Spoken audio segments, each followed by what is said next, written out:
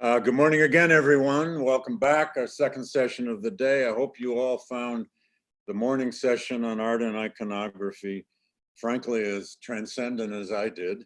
All of these, by the way, are being videotaped, and some of them, the sessions, are already out on YouTube. I think you can access them now, and we will have them all on the website as well. I'm sorry I prematurely announced the playlist of music earlier. My mistake, but you will hear more music when we go to lunch. Anyway.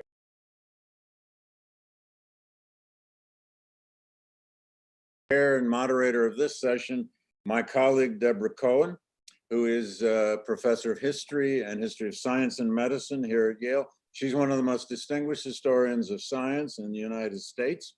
She's the author of Climate in Motion, Science Empire and the Problem of Scale, which won the major prize in history of science. She's also the author of Vienna in the Age of Uncertainty and the book, The Earthquake Observers, Disaster Science, from Lisbon to Richter.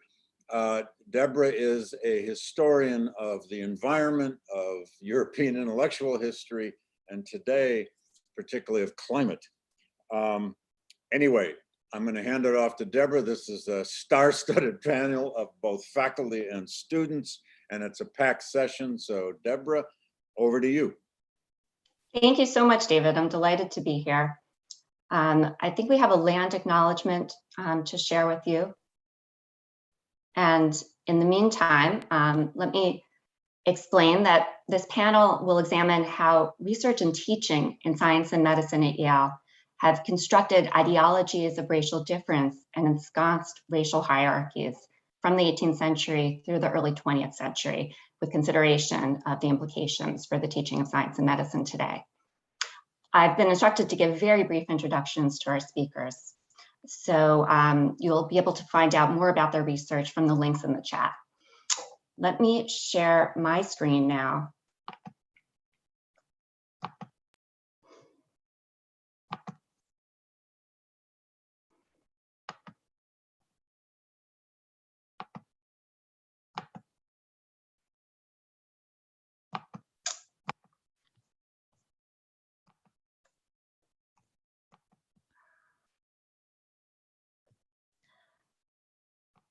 Okay, so let me begin by introducing 4 Yale students who are just beginning their research, and so we'll be sharing the questions driving their inquiries. Their research is being supervised by Kenya Loud, who is a second-year PhD student in history of science and medicine at Yale, studying the history of race and disability. Charlie Tran is a senior majoring in history of science and medicine and pursuing the 5-year master's in public health degree. Mariko Rooks received her BA in history of science and medicine last year and is now completing her MPH here. Sami Elrazky is a senior majoring in molecular, cellular, and developmental biology and history of science and medicine. And Nithya Krishnamurthy is a second semester senior majoring in history of science and medicine.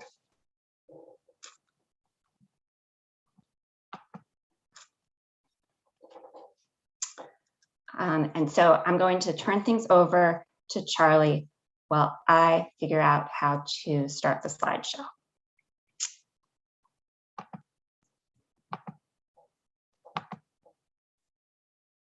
There we go. Thank you, Professor Coen. So hi, everyone. My name is Charlie Tran, and I'm a senior majoring in HSHM and first-year MPH student in social behavioral sciences.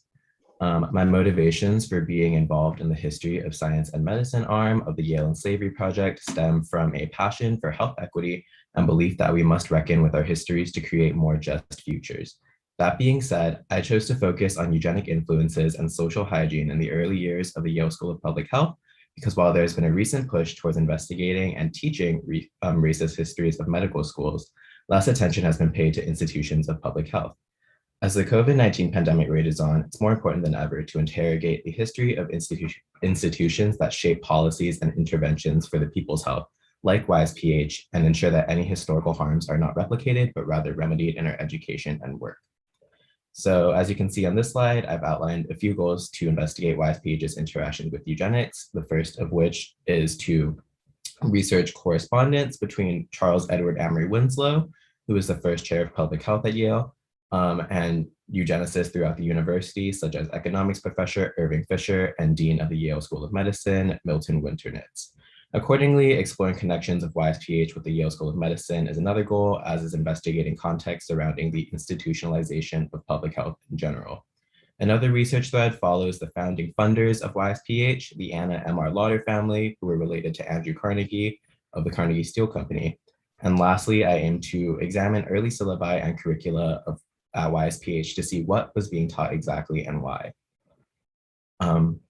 So moving on to the next slide, in my research thus far, I started with the initial funders of YSPH and CEA Winslow. So in 1914, as noted in a New York Times article, the Lauder family donated $400,000 that established the position of a chair of public health in the Yale School of Medicine. And in their donation stipulated that the selected chair must defend modern ideas of public health in the political arena, roughly speaking.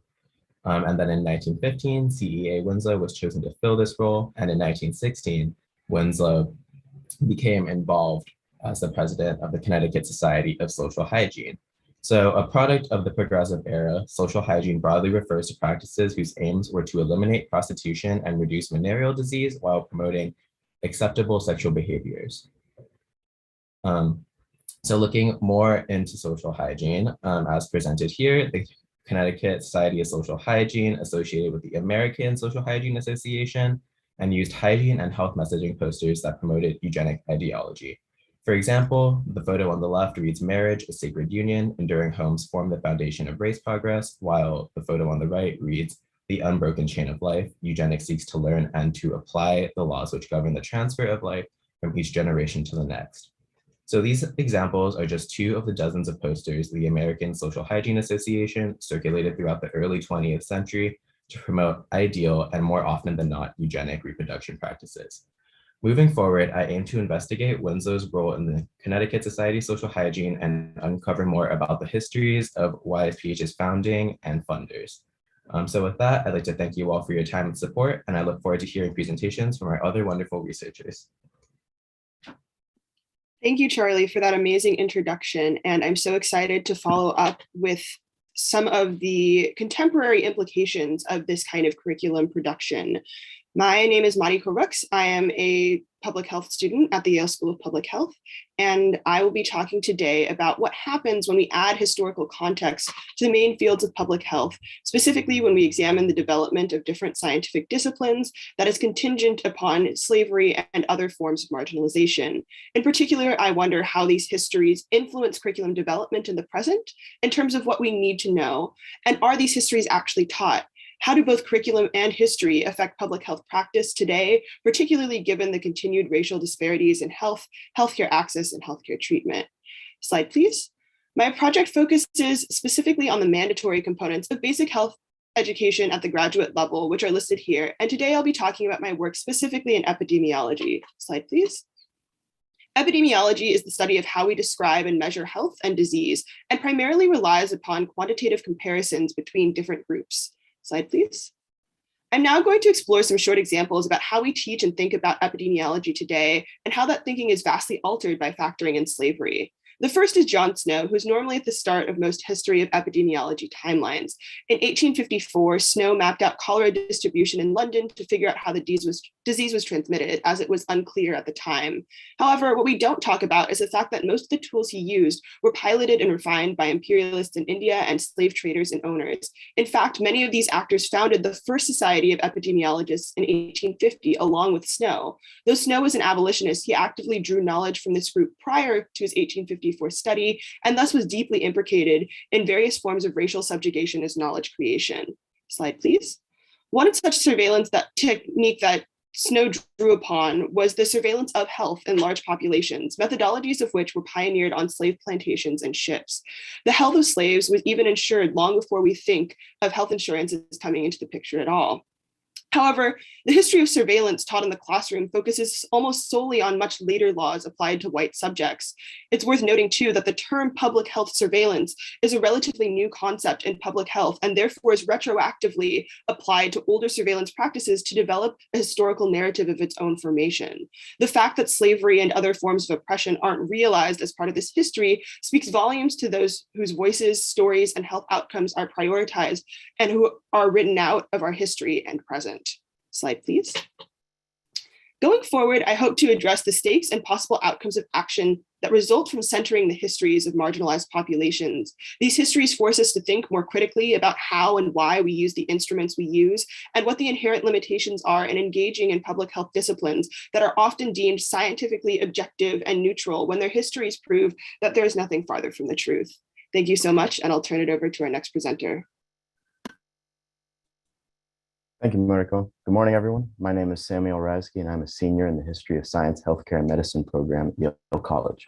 With the support of the Yale Racism and Slavery Working Group, I have focused my research on the trafficking of dead bodies for the purposes of dissection. A gruesome trait common in antebellum American medical schools, but a surprisingly underexamined aspect of Yale Medical School's own history. Some background on this market of cadavers. An import from European medical schools, the Paris method saw great popularity in early 19th century American medical schools. This medical teaching system held anatomical understanding as the hallmark of a learned physician, and so prioritized hands-on dissection experience in the classroom. The needs of medical schools, however, were usually at odds with local legislature. With dissection being incredibly taboo at the time, legal sources of cadavers were insufficient supplies for the demands of medical schools. As such, many schools turned to grave robbing, either by paying professionals or tasking students with procurement, a practice that disproportionately burdened poor and Black populations and would often only cease after the theft of a notable family member's body prompted riots, which in turn would lead to less restrictive laws regarding cadaver supply. This traffic is well documented in many antebellum American medical schools, including University of Pennsylvania, Harvard, and Dartmouth. But surprisingly, there was only one recorded instance of body snatching at Yale, that of a white farmer's daughter, Bathsheba Smith, which led to the New Haven dissection riot of 1824. With this surprisingly scant evidence of a very common practice, I focused my attention on assessing, slide please, to what extent did Yale faculty and students participate in the illegal trafficking of dead bodies, with a special focus towards the first decade of the medical school's operation prior to the dissection riot of 1824. This will include a spatial mapping of nearby interment sites with an assessment of demographics of the interred, as well as a heat mapping of reported grave robberies in the years prior to and following the establishment of the Medical Institute at Yale College. Furthermore, I'm conducting an investigation into the correspondence of several key faculty and administrators to assess faculty side views of this practice. This will include the inaugural anatomy professor, Dr. Nathan Smith, and Yale president, Timothy Dwight, who presided over the founding of the Medical Institute. Furthermore, student diaries and course notes will be examined in order to assess student participation and perspective on internal culture regarding cadavers and their procurement. This will be paired with a survey of public perspective and opinion on the medical schools in the years following its founding to better understand the public's views on student and faculty activities in their area. Overall, this investigation will allow us to better understand the ways the question of who is to bear the burden of dissection was interrogated by faculty and students at the medical school. This in turn will shed light on the racist and classist principles that prevailed during the institution's formative years, which can be traced to our current medical and educational practices so that they may be addressed and atoned for appropriately. I look forward to having more on this part of Yale's history to present to you in the future. Thank you for your time and attention, and I'll turn it off to our next presenter. Thank you, Sami. Hi, everyone. My name is Nithya. I'm an HSHM student who's going to be attending medical school next year, and I'm interested in examining the roots of medical racism at Yale and its effects on present-day racial disparities in reproductive health. I will be focusing on Yale's involvement with the American Eugenics Society in the 1920s and 30s and its dark legacy of racialized reproductive control. So Yale economics professor Irving Fisher founded the American Eugenics Society in 1926. The society sought to improve the physical and mental traits of mankind by controlling the reproduction of those deemed racially degenerate or feeble-minded. Yale played an integral role in the eugenics movement. The AES was not only headquartered at Yale at the heart of Yale's campus, but Yale professors across disciplines, including Irving Fisher, geography professor Ellsworth Huntington, and medical school dean Milton Winternitz, served as leaders of the society during the 1920s and 30s. From Yale, the AES built an infrastructure with which to disseminate eugenics throughout the nation. Huntington's standing as a Yale geographer and theories of racial intellectual inferiority made him a prominent AES member, and he served as president from 1934 to 1938, at a pivotal juncture that helped shift the AES's focus to include concerns about the home environment, targeting motherhood and expanding the scope of eugenic birth control. In my research thus far, I found some harrowing examples of Huntington's scientific racism and views on the legacy of slavery. He cites that accounts of the slave trade in Africa show that persons who were considered disagreeable, criminal, or undesirable in their own communities were the ones most easily secured by slave traders. And he notes that they and their slavery had been enemies to children of the builders. The language of their problems and their slavery denigrates enslaved people's subjugation and shifts blame from European masters to the slaves' inherent criminality and intellectual inferiority. Huntington contributed to the scientific racism that prevails to this day and continues to adversely affect health outcomes. For Huntington, the legacy of slavery was an increase in intellectually inferior individuals. There was no mention at all of restorative justice, demonstrating that just talking about legacies of slavery is not enough. Huntington's racist beliefs and views on the aftermath of slavery continue to cause harm. He was pivotal in shifting the AES towards targeting of motherhood and the home environment, and allied with the birth control movement to promote intelligent birth control across race and class lines. The residues of the scientific racism's detrimental impact can be seen in the disproportionate sterilization of women of color from the 1930s to the 1970s, and this continues to this day with the involuntary sterilizations of immigrant women in Georgia in 2020. In conclusion, it's clear that eugenics pervaded the intellectual atmosphere of Yale. The AES was headquartered at Yale, founded by a Yale professor, and had numerous faculty leaders across disciplines, including the medical school dean. Huntington used his standing at Yale as a platform to expand the scope of the eugenics movement and target motherhood. My project aims to critically reflect on Yale's role in the foundation of American eugenics and how this contributed to devastating legacies of medical racism, distrust, and reproductive health inequities that carry on to this day. Thank you so much for listening.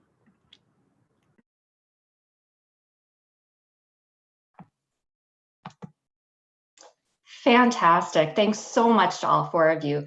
And to the audience, stay tuned. We're looking forward to hearing the results of these research projects at another conference this spring. Our next speakers are Daniel Martinez-Hosang, who is Associate Professor of Ethnicity, Race, and Migration and American Studies at Yale, as well as the faculty coordinator for the Yale and the Afterlives of Eugenics research team. And Dora Guo is a member of that team and of Yale College class of 2023, majoring in ethnicity, race, and migration. Great. Hi, everyone. Thanks so much. Just very quick thanks to GLC, David, Deborah, everyone. Really pleased. We're going to talk a little bit, just building on that last wonderful set of presentations about the ways that eugenics research, logics, frameworks have become embedded in the kind of research and physical architecture of our university and many other disciplines. And before I get into that, so we're going to do a little bit more building on the American Eugenics Society, turn to Milton Winternitz, a key figure in the development of the medical school as dean. I want to invite Dora to quickly introduce yourself, and then we'll jump right in. Hi, Professor Hosang. Thank you. My name is Dora, and I am a third year at the university studying ethnicity, race, and migration and part of the education studies program. And I'm very excited to be here along with the other students. Great. Okay. Thanks so much, Dora. And you see here the other students who worked this summer spending time in manuscripts and archives, special collections, looking at many, many of these figures and trying to untangle what their legacy has been. So just to get us kind of situating this is a photo of the New Haven Green in 1919, right? Many of the buildings here are still familiar, and right across from us is 185 Church Street. And that's important because, as we just heard, that was the site. Sorry, just to advance this next slide, the site of the American Eugenics Society that Professor Irving Fisher brought to Yale in the wake of a really important conference that took place 100 years ago at the Museum of Natural History in New York, the Second International Congress on Eugenics. And I'm just going to take you through a couple of slides here to show you, because this is really, it's 100 years ago, and we really see here in many, many ways the birth of kind of modern social science, behavioral sciences, life sciences, techniques of observation. It's an interdisciplinary research conference that draws some 8,000 spectators into its vast exhibition hall. You see an image of that on the left. This is the image they use to try to communicate to the public what eugenics was, the self-direction of human evolution. And you can see in the Roots all of the disciplines it imagined bringing together in that project. Now, eugenics, of course, is associated with a host of policies, from the involuntary sterilization of some 80,000 people in the US. Scholars have traced a direct line between this research and Nazi racial science and the Holocaust. Immigrant exclusion policies across the nativist policies across the 1920s, race and class segregation in American cities, a widespread policy agenda. I wanted to share a couple of these images. This is from the program book, because you can see right like a budding, there's some very explicitly white supremacist and colonial presentations here. Madison Grant, a Yale alumni, The Passing of the Great Race, which is really about a kind of a coming race war, next to, again, deeply empirically rooted, putatively objective cataloging and measurements, observation, physiology, that are a central part of how we understand a whole range of contemporary disciplines. These are methods of measuring, allegedly measuring mental capacities to try to distinguish the fit from the unfit. This is a measurement strategy around musical ability and the hereditary basis of musical ability. We can't emphasize enough how deep this runs across so many disciplines in the humanities, social sciences, life sciences, law, medicine, et cetera. Again, sketches of so-called criminal and insane brains and efforts at documenting pedigrees.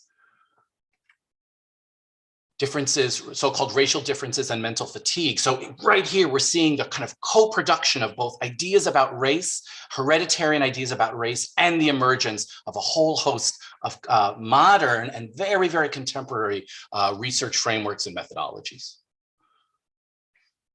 A real interest in creating these pedigree charts also of people regarded as elites. And then it converges onto a host of other policy issues related to immigration, reproduction, the need for sterilization policies, et cetera. It's important to mention, I just as a quick kind of aside, because there's sometimes we can look at these images and think, well, this is a product of the time. These are images from W.B. Du Bois' 1900 presentation of their data visualizations from 1900, so 20 years earlier, when he's using many of the same techniques, but actually to demonstrate that the prevailing racial inequality are produced through historical and political terms. They're not hereditarian. So Du Bois, many years earlier, is imagining we can use data to much different ends, not to document and legitimate degradation, but to think about new human possibilities. And we just remember this is a time of deep contestation around so many of these issues. It's the time of the Harlem Renaissance, fights against lynching. So the notion that they didn't know this was just the world they lived in, they actually knew very well. They knew about these insurgencies and contestations, and we can't divorce the research they chose.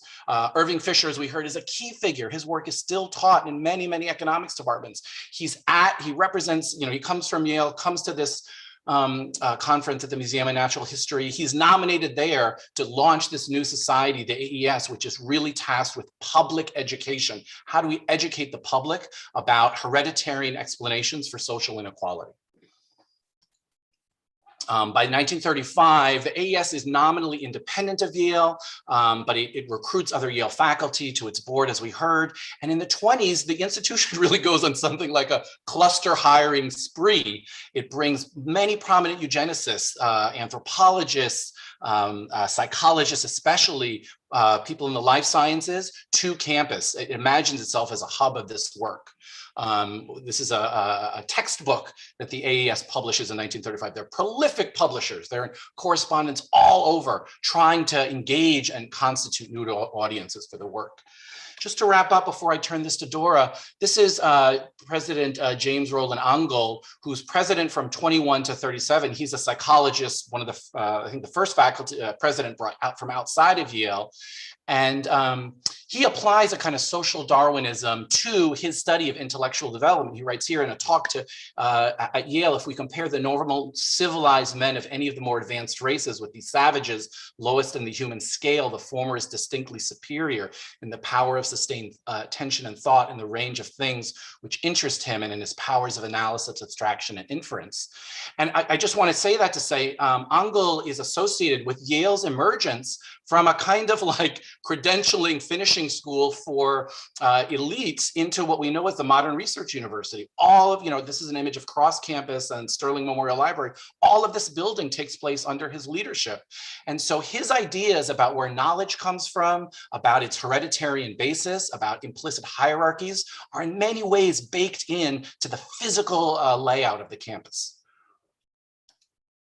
I'm now going to, and this is partly what we're doing as I turn it over to Dora to have us think about the medical school, is to think about those ways that we can't just look for the kind of, the proverbial smoking gun to isolate the kind of eugenicist and the racist from the non, but to think away these paradigms get baked in to much of our contemporary work. And I'll hand it over to you, Dora, now. Thanks, Professor Hosang. And building off of what you just said about embedded ideologies in our campus's physical structure, in addition to the structure of our disciplines, this is a map that will indicate the physical location of President Angel's office in relation to what was the American Eugenic Society, and then to the Yale School of Medicine, and in addition, the Child Study Center, which was housed within that. And I bring up these two locations because the figures I want to talk about today, Arnold Jessel and Milton Winternitz, were located physically in such close proximity to these ideas. And even though they might not, be expressly remembered and much less studied as eugenicists in our understanding of Yale medicine and in the history of medicine in general, there are such integrated aspects of both of these histories. And as all of my colleagues have come to understand over the course of our summer research, Tallulah Keeley-LeClaire, Emily Hsu, Jose Garcia, and Sydney Velasquez, was that the study of eugenics at Yale is not about a keyword search. It's not about finding proof of membership in any type of society. It is an investigation of a very heterogeneous movement in which people do not fully agree on the components of eugenics or on even what steps should be taken to enact a eugenic world vision, but rather that all of these people have concurred around the logic of racial hierarchy, of bodily predisposition of fit and unfit populations, and then taken those visions and transposed them within the methods of the university, legitimated them through that. Next slide. I want to start to talk about Arnold Jessel, who is lauded as the father of child development in the United States. He is the originator and first director of the Child Care Center at Yale, which was founded in 1911, and he's best known for his contributions to a maturational approach to child development. Jessel was a member of the American Eugenic Society, and while the archives reveal that his personal involvement fluctuated over the duration of his career, the networks that he moved in with always subscribed to broader ideals of racial stock, about metrics of fitness and unfitness, and then the general standardization of human populations. Next slide. So in 1913, Jessel published an article called "The Village of 1,000 Souls" in the American Magazine, which is pictured here. And in the article, he states that his goal is to present a rough cross-section picture of one generation of an ordinary village humanity. He focuses on different families and lineages in the local community, and he's concerned with different categories of what he calls the feeble-minded, alcoholics, the insane, eccentrics, delinquents, the talented, and the mediocre. And although Jessel did not advocate for targeted sterilizations of these people, as many in the eugenic movement did, he did view these unfit populations as a problem that required a medical solution. And in the article, he writes that poverty may breed social incompetence, but the reverse is also true. The slum may be symptom as well as cause.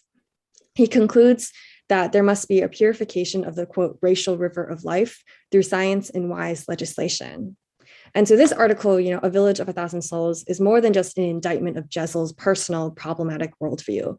It represents a turn in the field of medicine in the early 20th century, in which these burgeoning understandings of the social determinants of health, poverty affects how people are well-being, where they live, what their job conditions are.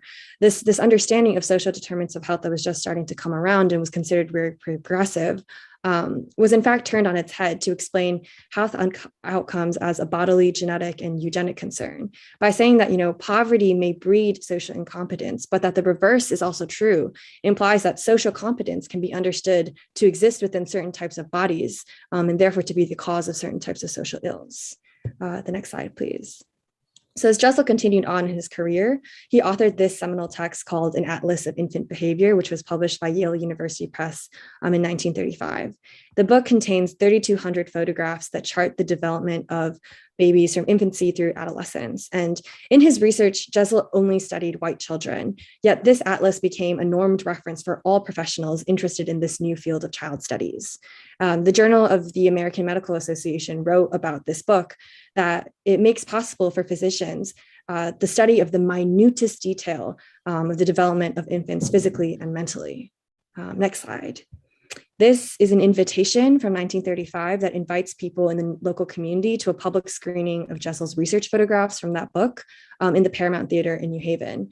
And my emphasis on this book and on these photographs is that Jessel was able to articulate types of social incompetencies that eugenicists believed were, endowed with certain types of people and bodies with this increasingly minute and unchallengeable detail. Well, Mariko just decided as, the power of medicine being modern and precise and quote unquote objective was in fact mobilized by Jessel through his work in order to justify and to give power to his fields.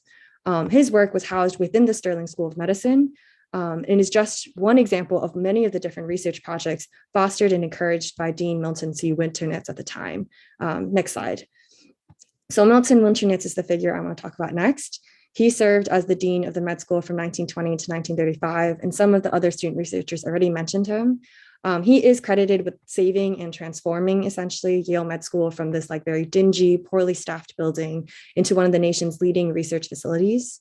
He was encouraged by the Yale University President Angel and financed by the Rockefeller Foundation to create this robust medical school faculty. Dean Winternitz is not remembered, much less studied as a eugenicist. Nonetheless, he is recorded as a member of the American Eugenic Society throughout his deanship and as the director of the society itself in the year immediately after his deanship. He is a complicated figure. Dean Winternitz was the first Jewish professor and Jewish dean at Yale. And when he moved into the city, he experienced anti-Semitic harassment. Yet Winternitz was an anti-Semite himself. He infamously told the admissions committee at the Yale Medical School, never admit more than 5 Jews, take only 2 Italian Catholics, and take no Blacks at all. So the personal contradictions within his life give us a lens through which to visit the complex contradiction in his professional vision of the med school as well. And so this image is part of what made Winternitz such a quote unquote progressive dean of the medical school. So he believed that medicine was not just a set of specialized disciplines concerned with illnesses in discrete parts of the body, but rather it was an interdisciplinary field that's concerned with the whole human body and has tangible associations to other fields such as poverty, crime, labor, human welfare. And so this is a postcard of the Institute of Human Relations. The postcard is from 1934, but the Institute was established in 1929. Next slide. It's advertised as a research center where sociologists, economists, biologists, and psychologists will combine to correlate knowledge of the mind and the body of individuals. So it was this truly interdisciplinary and comprehensive approach to health and medicine that was really never seen before. But the question that we come to raise as a research group is what type of interdisciplinary research was occurring? What does interdisciplinary mean in this context? And so next slide, please. This is a letter from philanthropist Anson Phelps Stokes to Dean Winternitz, where he's recommending, someone, Dr. Lorem, for hire at this institute. And he's saying, Dr. Lorem is the best man that Yale could have found to deal with the problem of the education of, quote, backward people, and with the whole problem of interracial context, especially between, quote, the white and Black races. You find him a man of great breadth and ability that you can use most effectively. And so this approach to interdisciplinary knowledge was very specific. And while the records do not confirm or deny Dr. Lorem's specific hiring, I offer this letter not with the interest of charging Dean Winternitz with any one particular crime of hiring a problematic person, but rather to give us all a lens into the worldviews that were shaping Yale medicine at the time and continue to shape our understanding of what makes medicine so powerful and objective.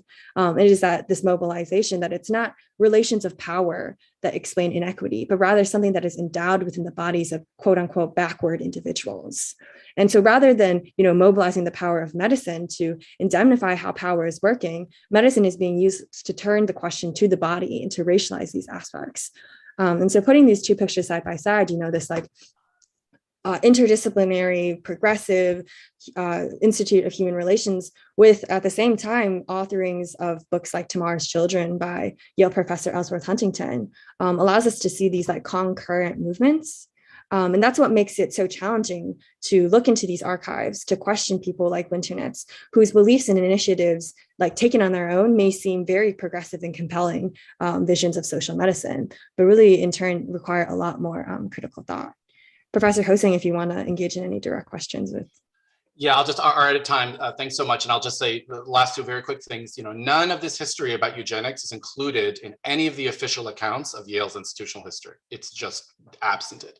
So that's a glaring and clear first priority. And the second is exactly what Dora is asking us to think about, how the very explicit kind of white supremacist hierarchical commitments then get transmuted and the work it will take to help us see that process in motion. So thanks so much, everyone. I'm looking forward to the next conference. Thanks so much, Daniel and Dora, for sharing that powerful research with us and for that call to study further how eugenics is embedded in the very tools of the contemporary social and life sciences. Our next speaker is Carolyn Roberts, who is Assistant Professor of History of Science and Medicine and African American Studies at Yale. She holds a secondary appointment at the Yale School of Medicine, and she's an expert on medicine, specifically in the Atlantic slave trade. Thank you so much. And thank you to the wonderful panelists that are with me this morning, and to David Blight, to Michelle Zaks, to Debbie Coen. It's wonderful to be here. So in my talk, we're going to go back in time a little bit to think about a different aspect of the legacy that you've begun to hear about so far this morning. So one morning on the slave ship Amelia, an enslaved man was found dead. It was the winter of 1787, and the doctor on board, Alexander Falconbridge, said that the man had been stowed below deck one evening in good health, but he was found dead the next morning. Rather than dumping the man's corpse overboard, Falconbridge instead wanted to perform an autopsy to determine the cause of death. He asked the captain for permission, and the captain said he could proceed as long as it was, quote, done with decency. To comply with the captain's orders, Alexander Falconbridge conducted the autopsy in private that night. When night fell and the captives were stowed below deck, Falconbridge set up his makeshift anatomy theater on the deck of the slave ship. He assembled his surgical equipment, lit candles, laid out the corpse, and began the autopsy. The enslaved man's journey on the slave ship Amelia had not yet ended. Falconbridge dissected the man's abdomen and thorax, the large chest region extending from the base of the neck to the diaphragm. And he was looking for any signs of injury or disease, but he found none. Falconbridge concluded that either suffocation or the lack of fresh air was the cause of death. The autopsy by candlelight offers us critical insight into how the Atlantic slave trade was embedded in new forms of clinical education and anatomical training. It shows us how new anatomical science found a place amidst the songs of lamentation, brutal beatings, forced feedings, sexual violence, and harrowing ordeals experienced by captive African children, women, and men. This talk takes us very briefly inside the very broad strokes of that world, by examining how slave trade surgeons were being educated. Medical education is deeply significant in shaping professional attitudes, directing behavioral norms between patients and clinicians, as well as conveying knowledge. Discussions about medical education today and its reckoning with past and present harm, whether here at Yale or elsewhere, should, I argue, not forget the longer, older histories that have left us legacies in our present moment. In the second half of the 18th century, British surgeons like Alexander Falconbridge were part of a new generation of budding practitioners for whom hospital-based medical education was quickly becoming the norm. Clinical education was one of the most significant developments in 18th century medical education. The majority of practitioners had previously trained almost exclusively by apprenticeship. Now, with the rise of hospitals, teaching became a crucial part of their mission. This created more formal, systematic, institutionalized, and professional forms of training. And a major research agenda pursued within hospitals concerned pathological anatomy. When Falconbridge sawed into the enslaved man's body on the slave ship Amelia, he was participating in an emergent and experimental field that was revolutionizing 18th century medicine, called morbid or pathological anatomy. Previously, disease was understood as an imbalance of internal fluids. However, disease was increasingly now being seated in organs and tissues, giving an anatomical substratum to disease. Diseases leave visible signs upon organs and tissues, and these signs are like fingerprints, which allow researchers to identify specific diseases. In other words, disease represented the cry of the suffering organs, according to famed anatomist Giovanni Battista Morgagni. This was the beginning of pathological anatomy.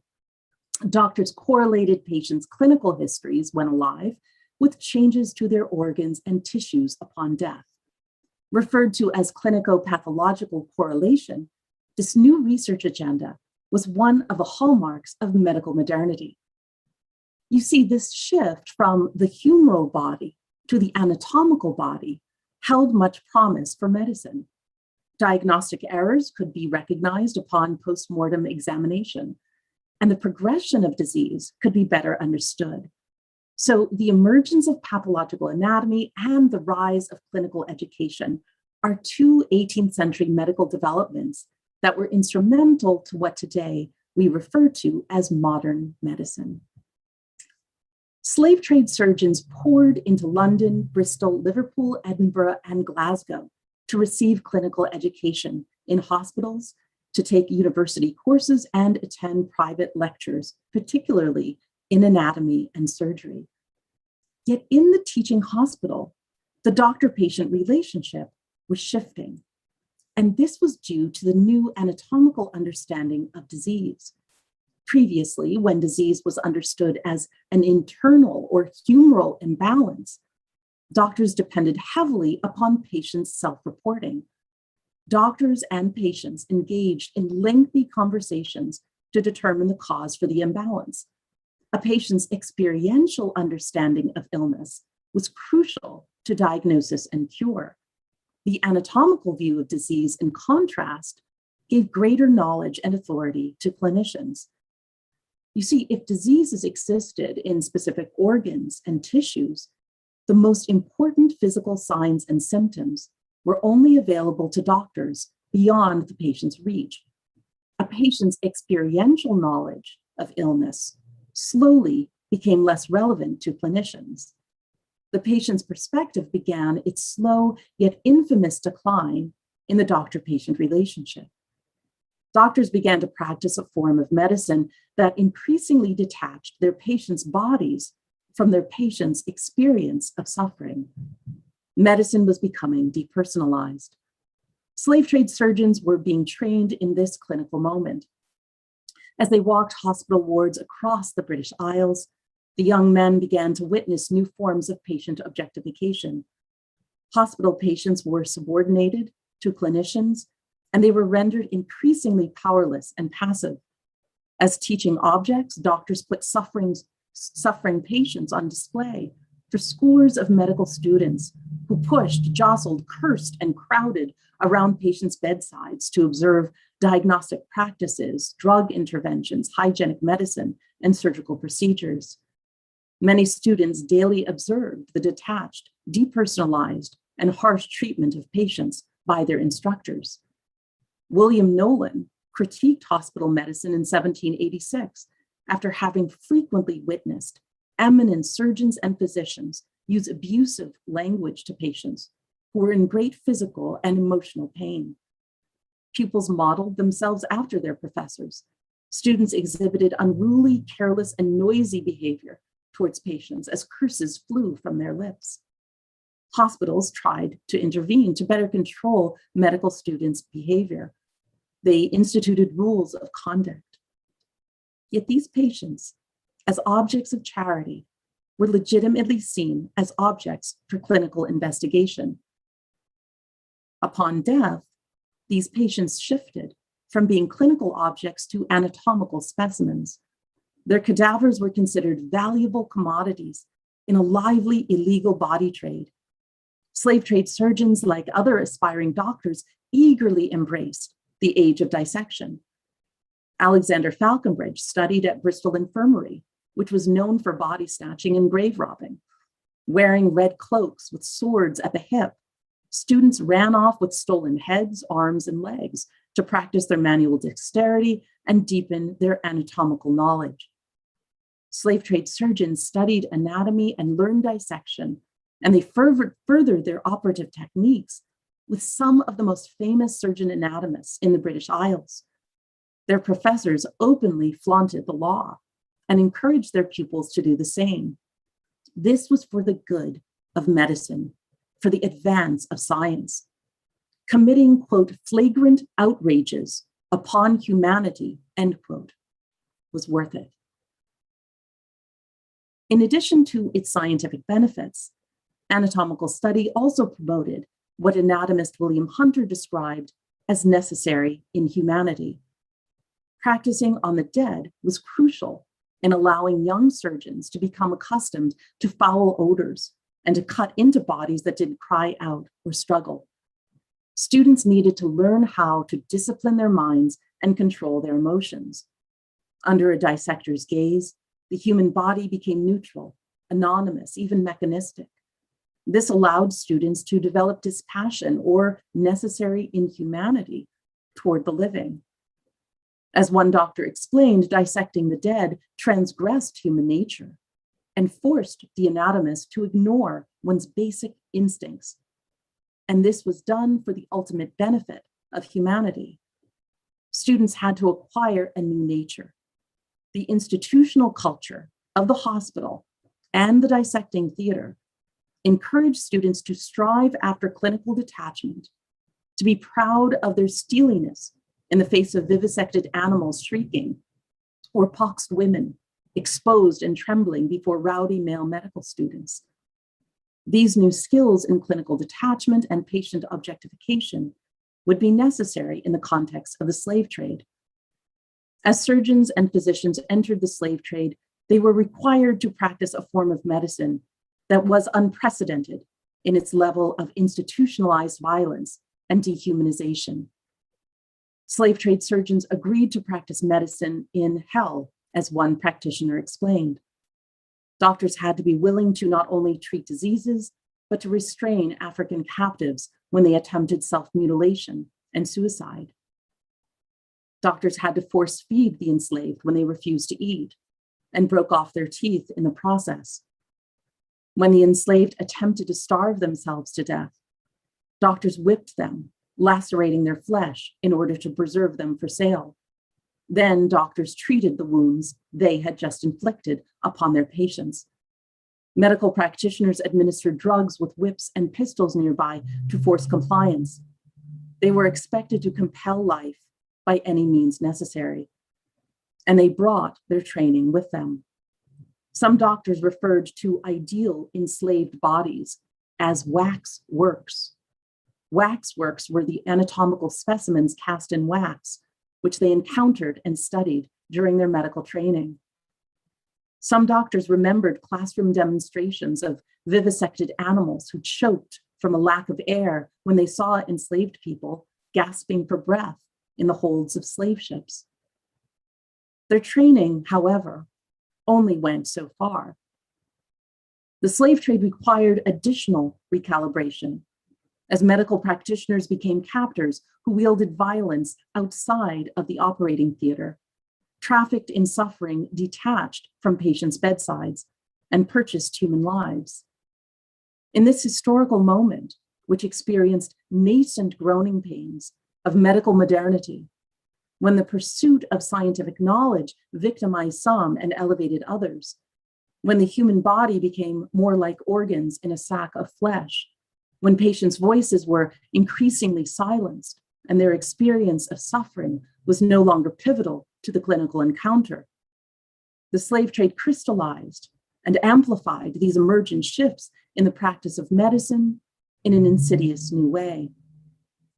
If medicine was becoming depersonalized and disempowering for the sick poor across the British Isles and indeed across the British Atlantic world, in military outposts, on slave plantations, and in colonial hospitals, the slave trade offers one of its most extreme institutionalized expressions, sweeping up millions of captive Africans. It characterized the kind of medical care deemed appropriate for African and African-descended people in the British Atlantic world. The medical violence and dehumanization enslaved people experienced had become an acceptable, normative, and institutionalized practice across centuries. This forced African people and their descendants into a unique and troubling relationship with Western medicine before even setting foot in the New World. Medicine today remains in need of healing. African-descended people continue to struggle with distrust toward a profession that still treats their race as a health problem, that still delivers disparate quality of care towards Black people. Black people are more frequently accused of non-compliance rather than encountered as complex, intelligent human beings struggling with food scarcity, toxic air, stressors from racism, and trauma in under-resourced communities. This is true here in New Haven and elsewhere. It's imperative that we reckon with the fact that problems of race and racism in medicine are part of a much older, longer, and deeper story. It was already beginning to harden even before the founding of the United States as a new nation. The fraught relationship between African-descended people and American medicine has always been broken. The challenge today is to ask, how do we intelligently reckon with our past and stand against the forces of centuries to chart a new, courageous path ahead? This conference and the Yale and Slavery Research Project is an important step in that direction. Thank you. Thank you so much for sharing that, Carolyn. No one else is able to put the challenge into words the way you do. And your phrase, necessary inhumanity, is one that I think we will all be returning to. A reminder to the audience, please put your questions into the question and answer box as the speakers speak, when we will get to them during the discussion. Our next speaker is Paola Bertucci, who is Associate Professor of History of Science and Medicine at Yale and the curator in charge of the History of Science and Technology Division at the Peabody Museum, where she's preparing the new gallery of History of Science and Technology. And I think we'll get a glimpse of that from her presentation today. Thank you, Debbie. Thank you all for being here. Thank you to David and Michelle for inviting me. I will share my screen. There we are. I participate in this conference as an historian of science and medicine who's currently working on 2 exhibitions that will open on the Yale campus in the next couple of years. One is a new permanent gallery dedicated to the history of science and technology that will open in early 2024 in the renovated Peabody Museum. The other is a temporary exhibition that will explore the involvement of science in European colonialism and its role in the construction of Eurocentric worldviews between the 16th and the 18th centuries. This temporary exhibition, which I am co-curating with Jesse Park, the curator of European art at UAG, will open at UAG in early 2023. Both exhibitions will showcase items from Yale's History of Science and Technology collection, a collection that comprises thousands of instruments and technological devices, many of which relate to the history of Yale since its foundation in the 18th century to the present day. Excuse me, Dr. Bertucci, can you please start your slideshow? We're seeing like a presenter's view rather than the slideshow itself. Thank you. Is it better? Yes, perfect. Thank you. I approach this exhibition-making activity as a historian who is aware of the themes discussed in this panel and more generally in this conference. My questions are, how can we use the knowledge we gain from archival sources, visual sources, conferences like this to shape these exhibitions on the history of science? What are the stories we consider relevant and how can we tell them? What does it mean for an institution like Yale to confront the legacies of slavery and racism in science and medicine in an exhibition? While thinking about these exhibitions, I looked back at how items from the History of Science and Technology collection have been displayed on the Yale campus over time. There are just a few examples, but there is a lot to learn from these previous experiences. The ways in which institutions commemorate have more to do with the institution's present than with their past. What they choose to remember, what they choose to celebrate, indicate what matters to them in the current moment and how the institution projects itself in the future. This applies exactly in the same terms to scientific heritage. The way institutions commemorate their scientific past is indicative of how they like to think of themselves in the present and how they envision their future. So I will briefly discuss two historical exhibits on early science at Yale that took place on the Yale campus in the 20th century to show that they ventriloquized objects to inculcate the ideal of scientific exceptionalism. I call scientific exceptionalism the deeply ingrained belief that A, the sciences are above the kind of fraught human relationships that these conferences put front and center, and two, that the sciences need a special history, one that centers on great figures and great achievements to inspire emulation and secure progress. In 1947, Yale celebrated the centennial of the Sheffield Scientific School, a branch of the university dedicated to engineering and the applied sciences. The celebrations included an exhibition in the nave of Sterling Library dedicated to early science at Yale. The exhibition showcased 13 scientific instruments dating from the 18th and 19th century. The exhibition labels linked each of these items to a celebrated name or an important moment in the history of Yale. For example, there was the electrostatic machine donated to Yale by Benjamin Franklin, the telescope through which Yale astronomers observed the Halley comet weeks before news of it arrived from Europe, a battery used by Benjamin Silliman, and several other instruments that arrived in New Haven from London as part of the first collection of scientific instruments at Yale.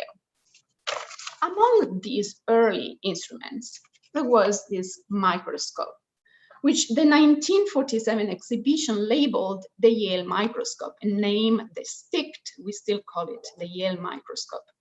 This earned a prominent position among all other instruments because the exhibition label explained it was the first microscope at Yale and, quote, the first known to have been acquired by a New England college, end quote. The Yale microscope was a first and made Yale first. As such, it embodied like no other the notion of scientific relic that the exhibition catalog employed to define the items on display. You see scientific exceptionalism at work here.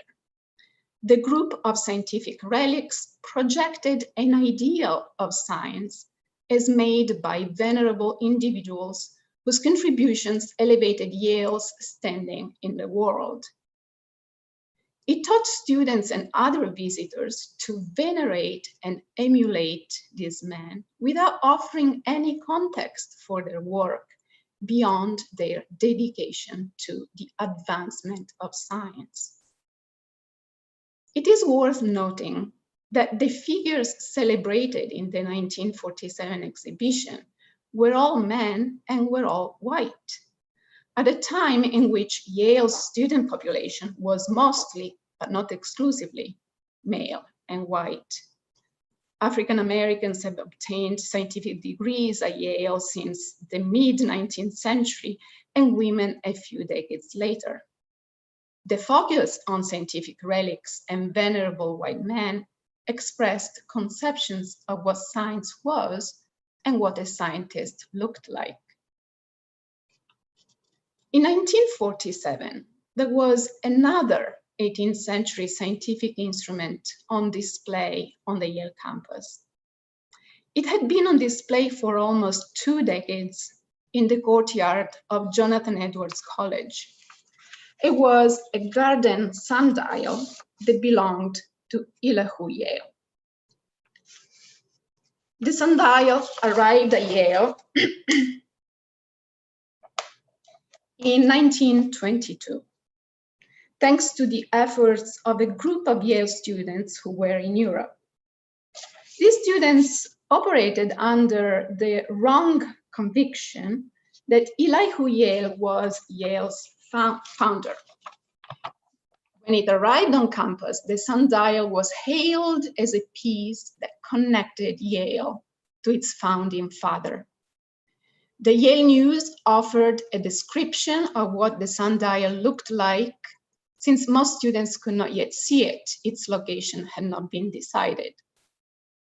When the sundial was placed in Jonathan Edwards College courtyard, it became one of the many artworks that normalized slavery and racism on the Yale campus.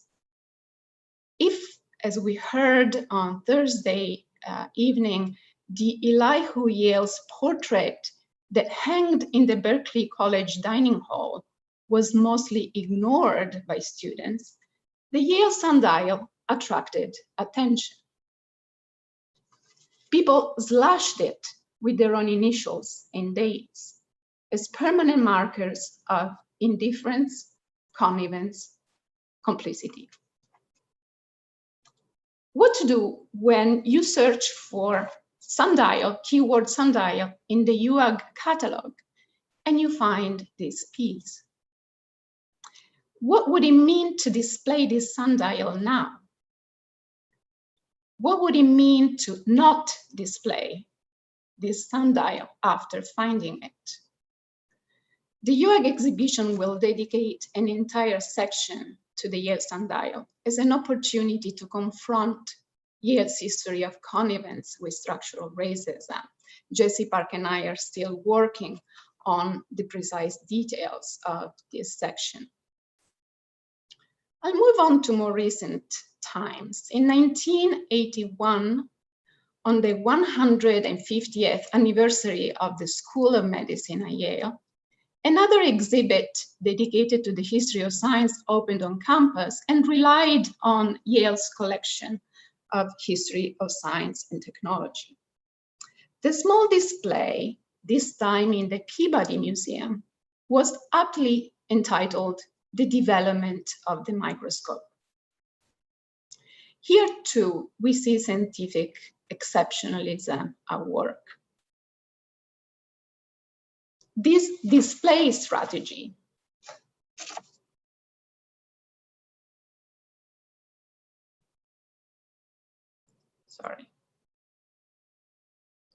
This display strategy, which is still quite common, presents changes in instrument design as the evolution of the instrument.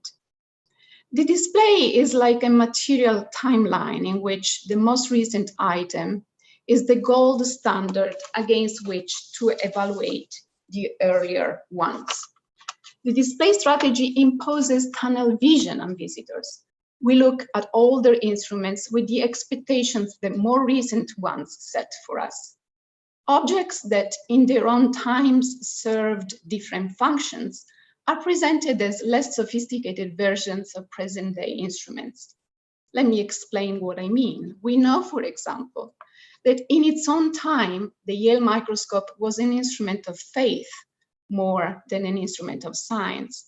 It was one of the tools employed by Yale instructors to teach students about intelligent design and the wonders of the created world at a time when Yale's main concern was to train new Christian ministers. The evolutionary display, however, instills the idea that science as we know it has always existed in less evolved forms. Its development is an internal mechanism that, just like evolution in the natural world, adds degrees of sophistication to initially simple forms. This idealistic and ideological construction of the scientific past supports an ideal of science as an autonomous engine of progress that only needs a critical support. How can we do differently?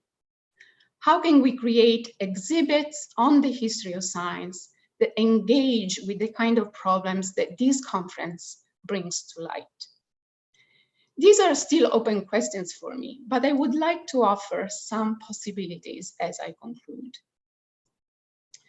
If we avoid the trap of scientific exceptionalism, the Yale microscope, along with many other scientific instruments of the same time period, or indeed even more recent, speak about the colonial networks through which science flourished in Europe first and in North America soon afterwards. If we look at it through the lenses that conferences like this offer, we see, for example, this as a result of the slaveholders' money invested in Yale. We also learn to see its material composition, the shagreen in the microscope drum, the ivory in the microscope sliders,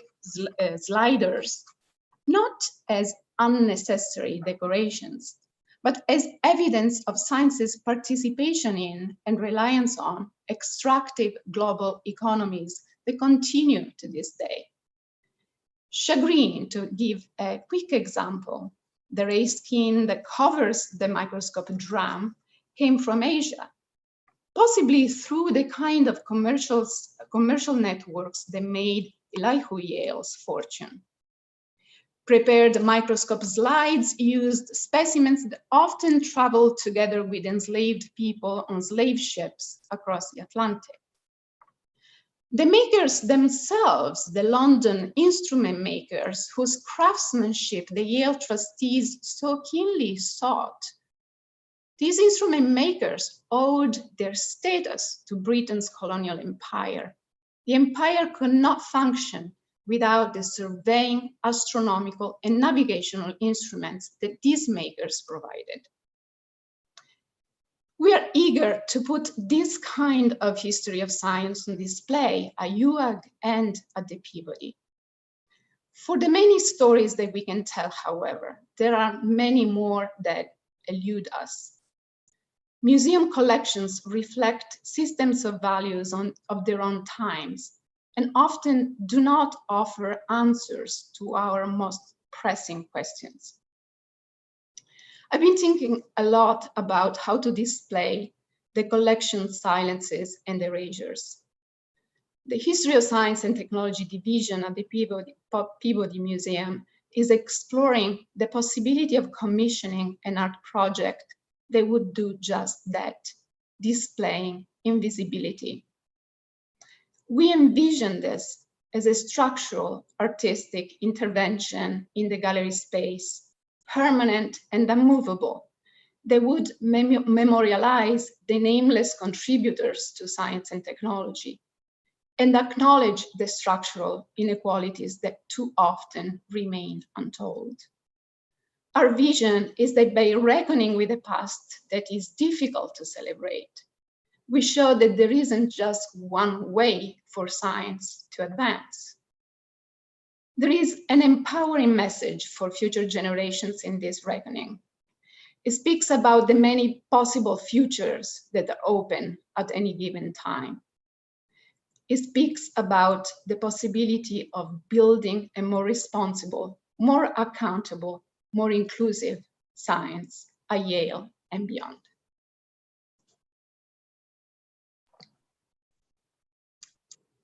Thank you so much for sharing that, Paula. I couldn't agree more with the conclusion you've drawn there. We have now 15 minutes for discussion. I invite audience members to place their questions in the Q&A. And we have already a couple. Let's start with the question from Amy Godin. She asks, how did the Yale Divinity School respond to the promotion of eugenics in curriculum and community? Was there pushback from any academic or clerical quarter? A very important question. Would Daniel and Dora like to take that? Sure, Dora, I don't know if you there, I mean, I'll just say, we know the American Eugenics Society sponsored actually contests for clergy to write sermons to promote eugenics. So they actively thought about theologians and clergy as important bearers of this. I haven't come across anything from the Divinity School that suggests that there was contestations or opposition there, and that Tomorrow's Children is actually written as a kind of catechism, so a question and answer to help instruct people around religious themes. So my sense is to the contrary. They understood faith-based institutions as important bearers of eugenic ideas. Anything you'd add to that? And that's not completely to deny the fact that there were members of the church who, spoke out against eugenics. But I think generally the archive proves, and this is generally not specific to Yale Div School, just that the resistance that did engage from the church was more, we cannot interrupt God's will, but not necessarily we cannot interrupt the fact that medicine believes that certain people belong in a hierarchy of fitness. And so there's like a little more like gray area there, but definitely reiterating what Professor Hosing said about, the American Eugenics Society being based in New Haven and hosting these sermon competitions to mobilize essentially the church-going community. Terrific. There's a related question from Christina Townsend, who asks whether there were Nazi sympathizers at Yale who would have been supporters of the Nazis' eugenics program. I would also just ask you, Dora, to quickly weigh in on this. You don't see clear statements like this. On the one hand, we have to remember there was lots of support, in many quarters. There was Madison Square Garden. There was a big fascist rally in the late 1930s. So this ran very, very deep. And so I would say that was likely the case, that there was, ongoing support and minimal around, themes of kind of like isolationism. The other point that we want to make is just, you can see in the archives beginning in the 1920s, in part because of pushback from other scholars, people are writing against eugenics. They're dissenting all the time.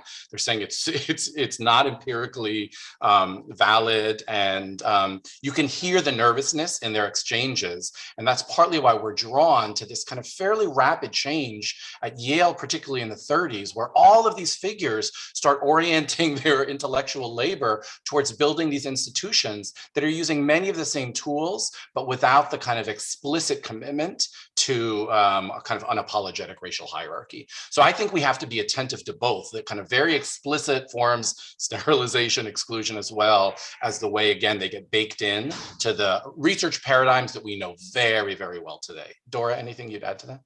Yeah, I think you said it all. I do understand the desire to know exactly like who was a Nazi sympathizer. Does that whether or not clarify my research point? But I think, again, the process of doing this has just proved that like it is not the label or the title to some ideology like that has been most rich in our discovery, but rather that how those ideologies have sought to conceal themselves, but also to evolve and to adapt. And there's a lot of scholarship that disagrees actually on, when people stopped using the term eugenics to describe the same thing that they meant always. Some people claim that, it happened during World War II or following the Holocaust. Some people claim it didn't really happen until the 60s and 70s. But then you look at books like, The Bell Curve, which was published in the 90s, that still argued for, hierarchical eugenical notions of racial fitness and unfitness. And so the question really never was like, who was a Nazi sympathizer, but more that like, how has that ideology allowed itself to exist without that title? Thank you so much, Dora. That was a really powerful answer. A question that perhaps Paula can answer from Ann Hunter. Did Yale have connections to the Army Medical Museum and its collection of thousands of Native American bodies, including many acquired from massacres like Sand Creek and Wounded Knee, and others stolen from burial sites? The collection ended up at the Smithsonian. Thank you for this question, but I cannot answer that. Okay, no problem. Let's see, well, while we wait for other questions from the audience, maybe I'll just invite any of the presenters to talk a little bit about the voices that you may have found in the archives of students and faculty of color in the sciences and medicine at Yale. Would anyone like to start off? Any individuals you've come across who perhaps you didn't know about before?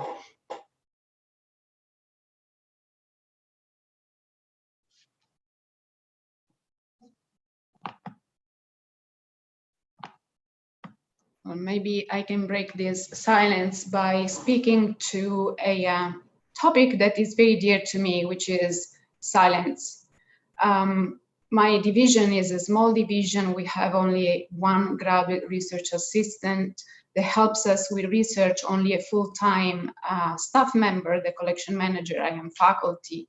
I don't work in the museum. And my research area is a different one.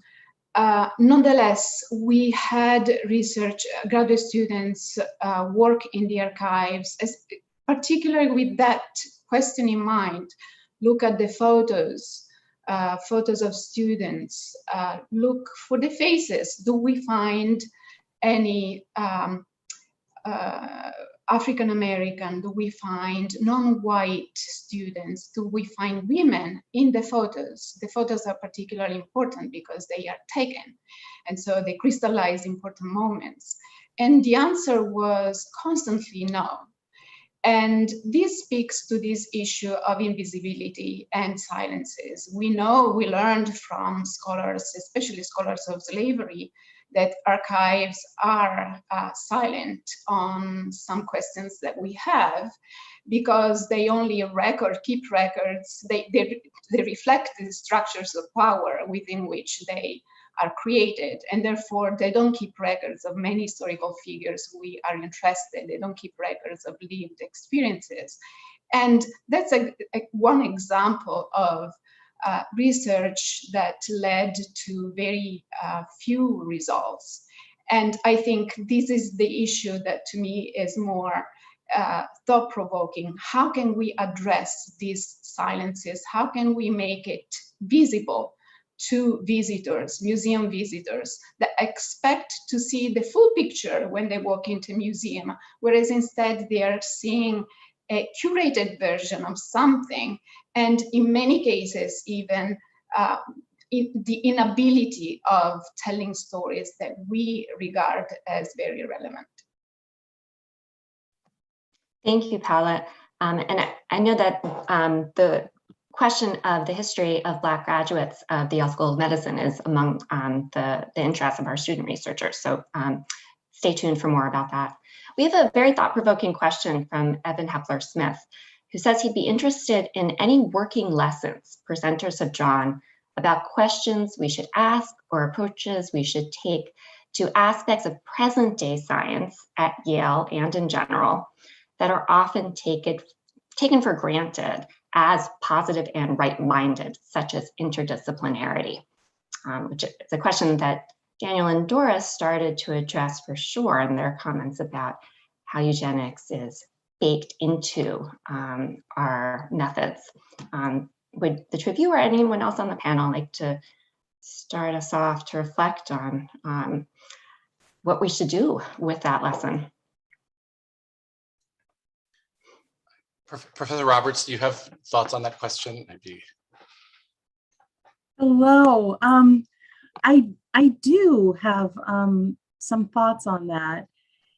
You know, one of the ways that I approach thinking about what I do in relationship to more present day concerns has to do with thinking about the origins of modern Western science by way of racism, colonialism, and slavery, and what it has left us as a result. And this came up in several of the presentations this morning, but one of those which connects with the question that was just asked by Debbie is, what is the status of scientific knowing among non-white people? The erasure and even some of the fundamental ideas that African descended people, for example, wouldn't be as gifted as scientific knowers, that they aren't as capable of abstract thought, that they are mentally weak and intellectually inferior. And those ideas really come through from some of the material that I study when we're thinking about the role of African medicine and science in relationship to European medicine in the context of the slave trade, as well as in plantation slavery in the Americas. That this knowledge was desired, it was saving people's lives, it was helping to spur on new kinds of research agendas in metropolitan science and elsewhere. And yet the people themselves that are responsible for that knowledge, for giving that knowledge, are considered just the keepers of the raw materials. Their knowledge is somehow just instinct, it's based on nature. Edward Long, famously describes enslaved people's knowledge in the Caribbean as being sort of the way that monkeys and other animals know how to heal themselves naturally. It's part of their savagery. And so when we think about these legacies, they have such real and powerful impact today, even as we think about diversifying science. That is an agenda-setting statement for sure. Thank you, Carolyn. We have a question that perhaps Daniel and Dora can answer. Does the medical school curriculum at Yale address Yale's complicity in eugenics? And this may actually be something that you're planning rather than something that you can say about the existing curriculum. Yeah, I would love to, if there's colleagues, who are familiar with the current iterations of it, I'll just say, we had a slide we didn't get to show that shows how Winternitz himself is represented. And, there's no discussion of it. And I think it just shows how generally kind of impoverished we are. We either ignore it or we have to think about, is the person worth indicting? And we can't deal with the larger complexities that Dora was talking about. I'll just say something very quickly on the curriculum. Part of what Winternitz is really interested in is this very detailed kind of life histories and case studies about patients, because he thinks it'll help understand it. But he gets that from this eugenicist tradition of pedigrees.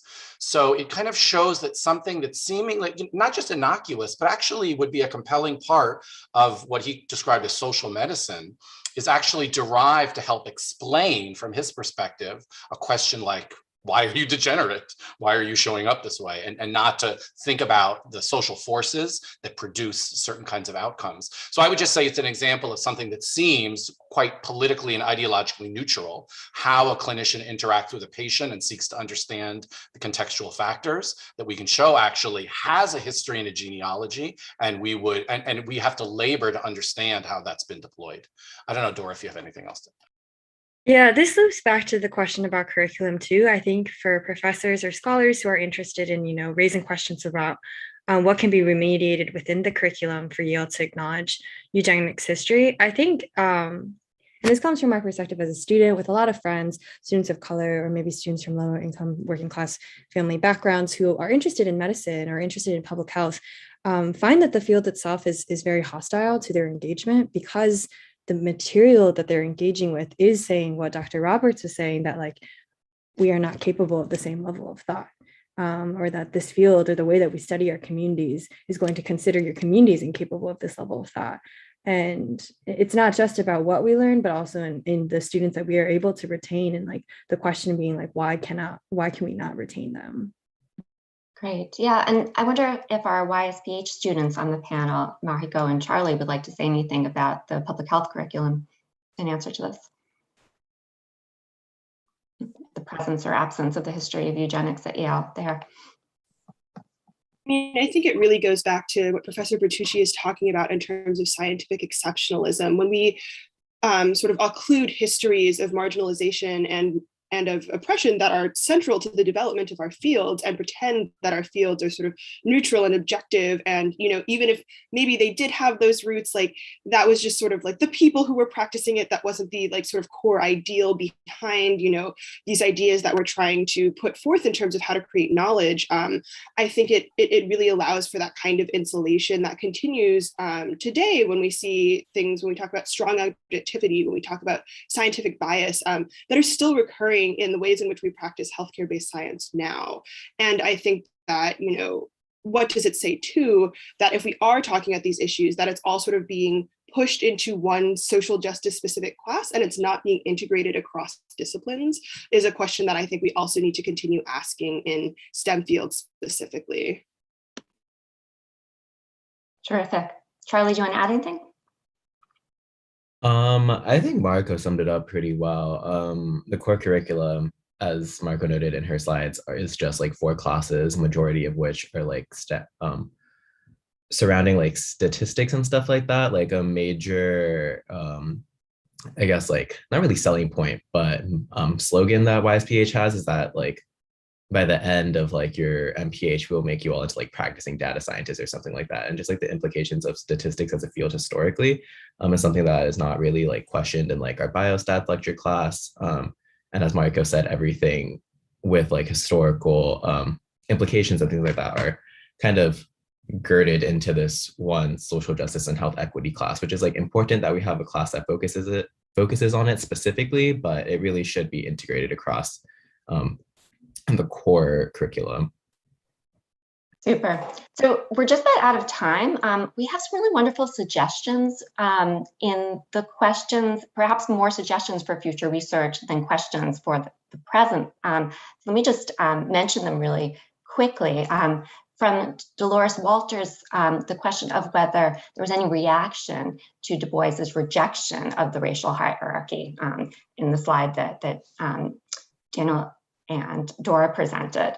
From Arthur Sudler, he mentions Yale's first Black PhD student, Edward Boucher, and asks whether there's any record of Yale trying to help Boucher's career.